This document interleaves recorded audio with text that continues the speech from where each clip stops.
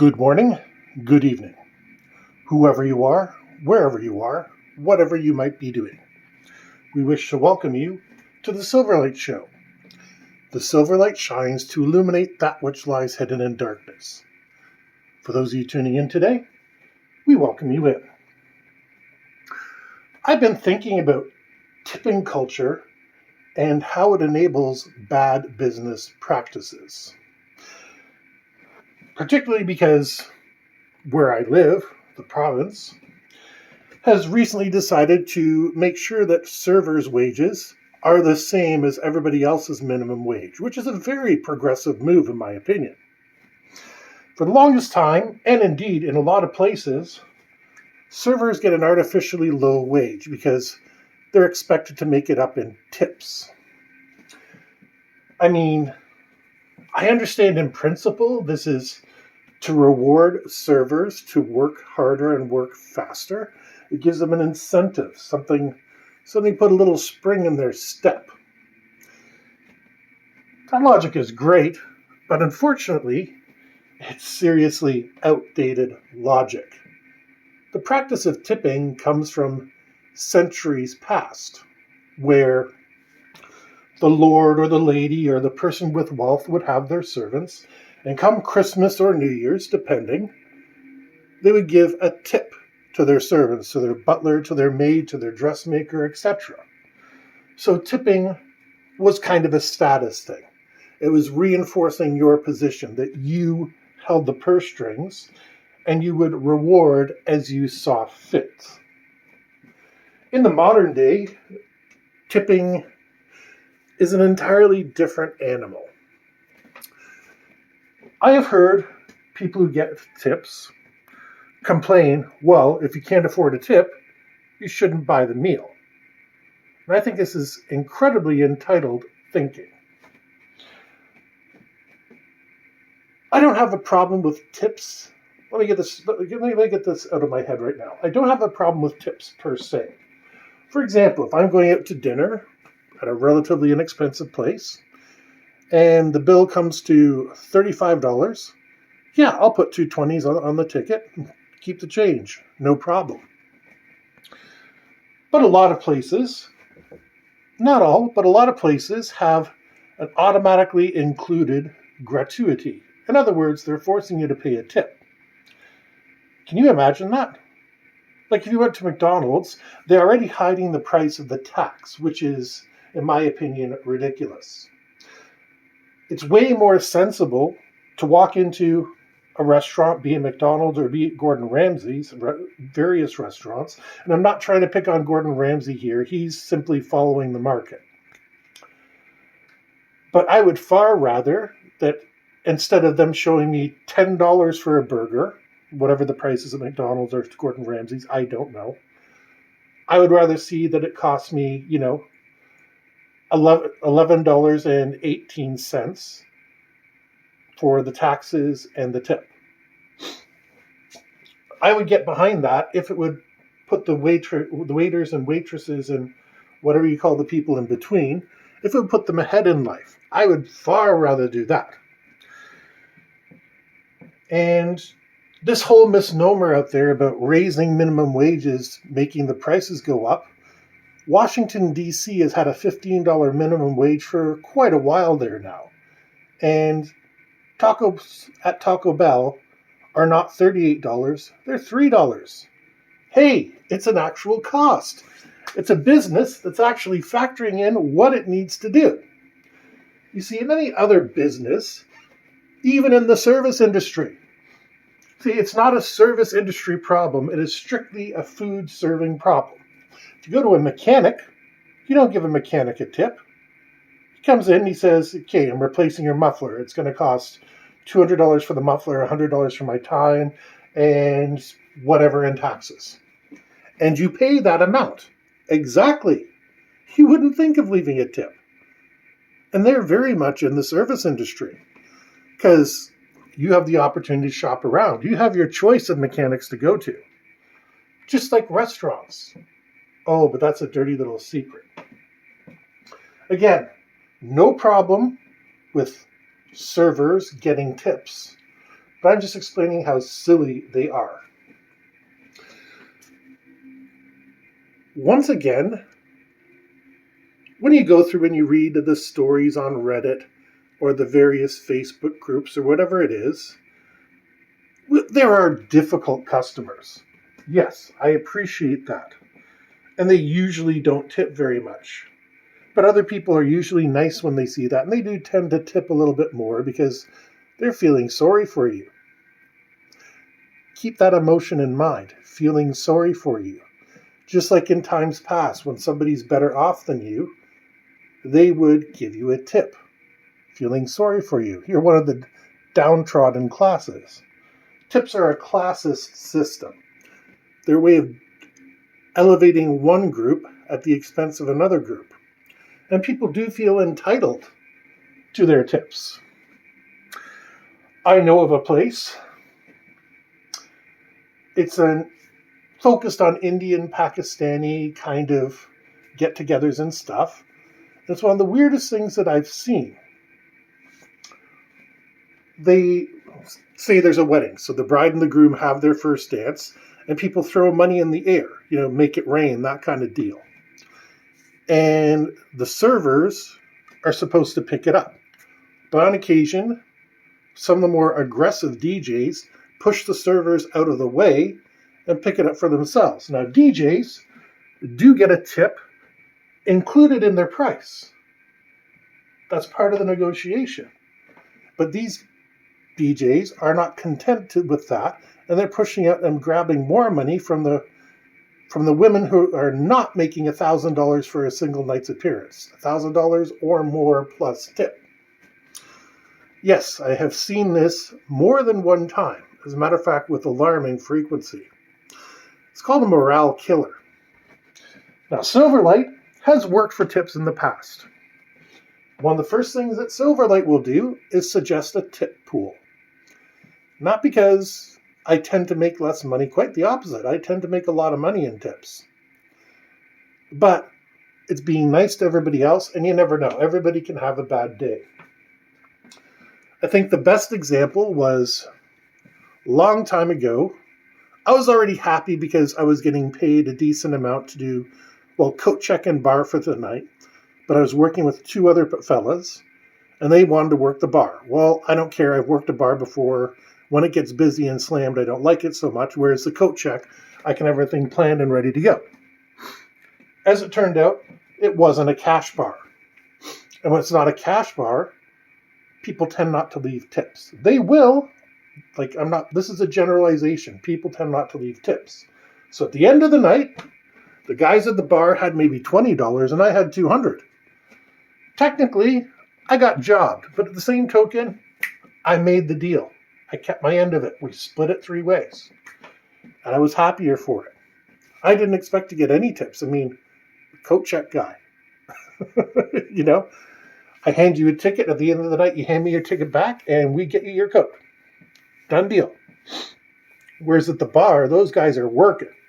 I know that for a fact. I spent about 4 hours basically sitting, doing not much.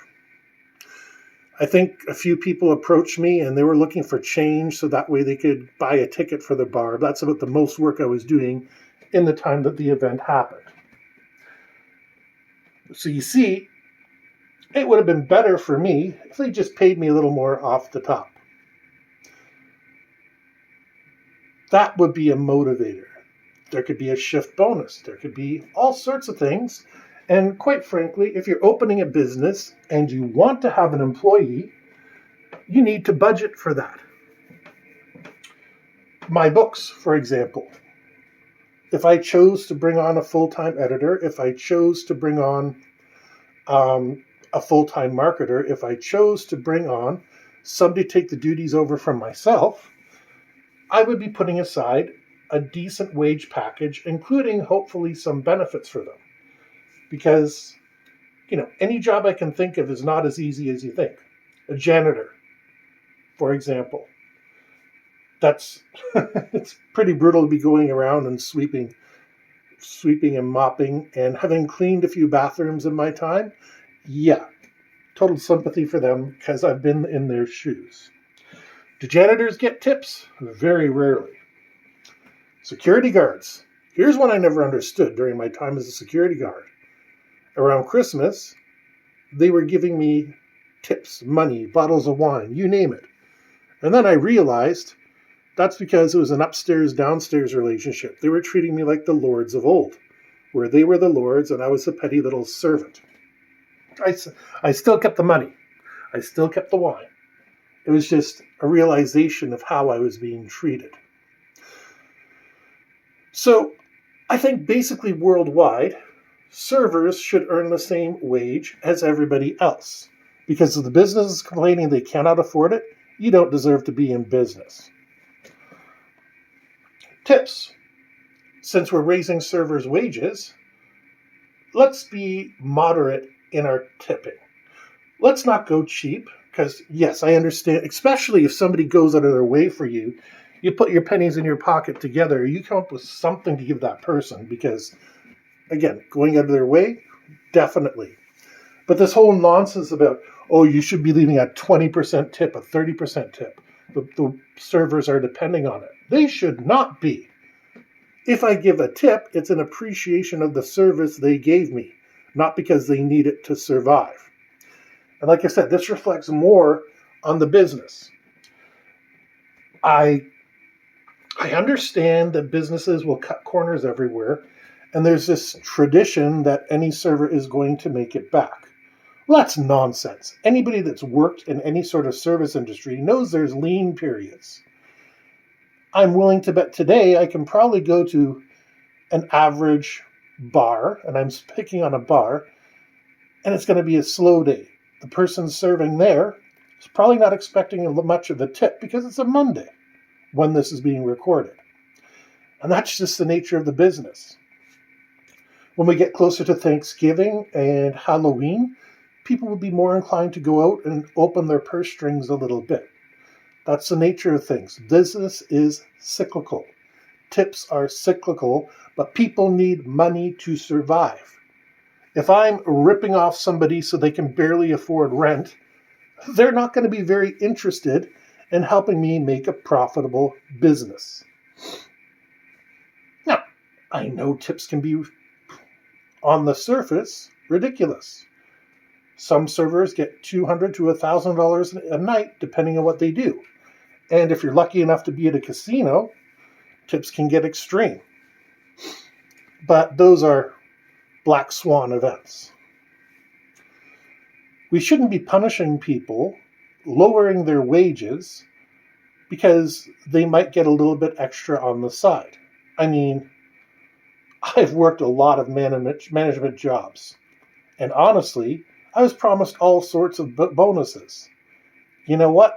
Maybe half the time I would get the bonuses that I was promised. Not because I failed to meet the targets, because there was always an excuse. Oh, our division hit our targets, but the other division didn't, and it's a company-wide metric. Yeah, I've been screwed with that one before.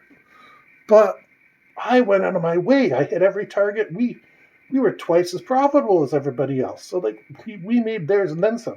Yeah, but it's a metric. It's a performance, blah, blah, blah. Gee, you want me to go work over there? I will fix them too. So tips are realistically like a bonus. You can't expect them. And as I'm sure any server in any field can tell you, you don't get them. And they're not endemic to the service industry. Like I said, mechanic doesn't get them. You wouldn't dream of tipping your dentist. Well, maybe you would if they gave you a little bit extra of that tranquilizer and stuff in your mouth, but that's neither here nor there. And we're getting into this point where we're tipping taxi drivers and Uber drivers, and other cultures look at us and they think, well, this is insane, because they have the idea, like I said, if the meal is $45 and I got $50 in my pocket, plunk, there it goes, no change, let's just call it even. You don't need to be a cheapskate, but at the same token, telling me I need to tip 20% to make a server revenue neutral, that's called false advertising. I mean, right now you can go on anywhere, look up a menu, services, what have you, and you know what you wind up with? A false price. Oh, well, we have this for this for this, but then we expect you to leave a tip. That would be like you and I signing a contract and me coming back afterwards and demanding an additional 20% just for the fact that I delivered the service. Not that I went over and above or did anything extra. Again, let's look at mechanics. A mechanic gives you an estimate, and most mechanics are good unless if they come across something they don't anticipate, they will call you and get verbal and email approval, whatever it takes, because they understand, hey, this is my cost of doing business. This is what I'm committed to, and here's what I can negotiate around. Why are restaurant owners not as smart as mechanics? And I'm not saying that to denigrate mechanics. Mechanics are some damn fine people. But restaurant owners should be capable of managing their business. If you're a hot dog cart, I'm just going to pick on hot dog carts for a minute here. You know the cost of your hot dogs. You know the cost of your buns. You know the cost of your pop. So you should be able right away from that to figure out exactly how much you are charging. And if you're hiring an employee or if you're doing it yourself, you should know how much you should be paying either yourself or your employee. Because believe me, I looked into doing something like a hot dog or a chip truck recently, although that wasn't my idea. And the only reason I didn't really want to get into it was insurance. The insurance on it would have been intense. Not for the employees, but for the location. And it would have been a darn good location. But see, as a business owner, potential business owner, I took everything into account. How can people that Gordon Ramsay visits and John Taffer visits not do the same? It always drives me nuts when I see these owners and they're not even they're not even dedicated enough to come out to their employees. I see you're busy. What do you need? I need ice. I need ice cream poured into the ice cream maker. It'll be done. And whether I do it or whether I have somebody do it, that is the minimum an owner can do. And that's what you need. You need to have that harmony between your manager and your staff. And if you're willfully underpaying your staff to know that they can make it up in tips, you're a bad business owner. And that's all I have to say about that. Tipping is insulting. Aside from when it's a free will offered tip. Got no problem with that. But when you need to pay the server's salary because the business owner cannot, it's disgusting. With that, we hope you enjoyed this episode of the Silverlight Show. If you did, please like, share, subscribe. Please do tip your servers. 20% is ridiculous, but their extra pocket change they appreciate. Unless you're drinking, Johnny Walker, Blue Label, or whatever it is, in which case you definitely tip your waitress because you got cash on you. Don't forget to buy one of our books, including the new Summerland series that we've released for 9 years and up. It's my first real attempt at a child-centric book, and tomorrow's my birthday, so it would really make me happy if you did that. But most importantly, we hope you have a fantastic day.